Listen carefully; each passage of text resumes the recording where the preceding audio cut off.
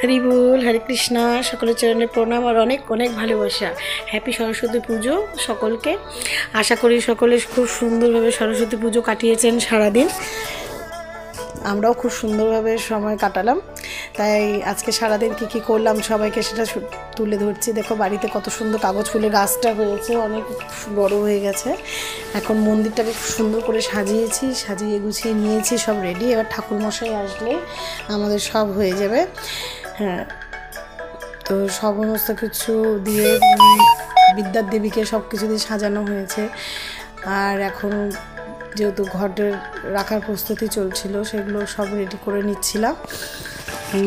তারপরে সব স্টুডেন্টগুলো ধীরে ধীরে আসছে, কারণ সবার স্কুলে পুজো আছে, তারপরে বাড়িতেও পুজো আছে। তো আমাদের সব স্টুডেন্ট, আন্টি, আমাদের স্কুলের টিচার সবাই মিলে আমরা সুন্দর করে আয়োজন করে নিয়েছি। এখন ঠাকুরমশাই এসে গেছে, আমাদের পুজোর প্রস্তুতি চলছে, হোম যজ্ঞ সব কিছু হবে।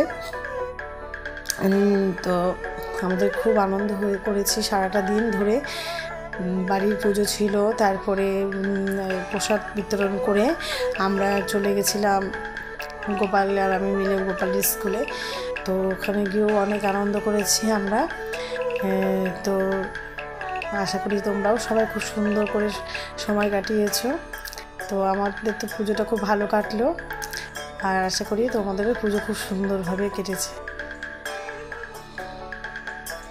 তো এখন হারমোনিয়ামটা রাখা হয়েছে, কারণ বাগদেবীর কৃপাতে আমরা ভগবানের নাম কীর্তন ভজন করতে পারি, আর আরও সুন্দর করে যাতে ভগবান শ্রীকৃষ্ণকে কীর্তন করতে পারি, তার জন্য দেবীর কাছে সমস্ত বাদ্যযন্ত্রগুলো দেওয়া হয়েছে, কারণ তার কৃপাতেই আমরা ভগবানের নাম নিতে পারি। হরি বল, হরে কৃষ্ণা। তো আমাদের বাগদেবীর আরাধনা হচ্ছে, সবাই পুষ্পাঞ্জলি দেওয়া হয়ে গেছে, এখন আরতি হলো। তো সকলে খুব ভালো থাকবেন। হরি বল, হরে কৃষ্ণা।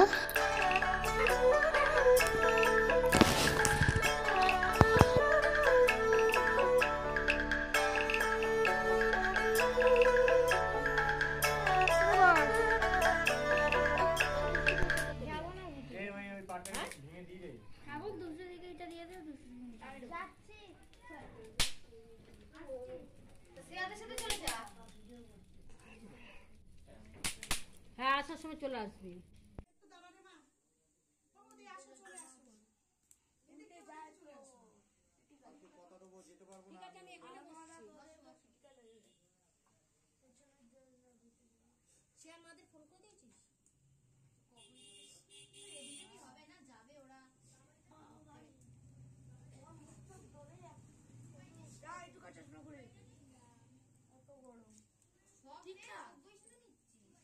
নিলাম তো।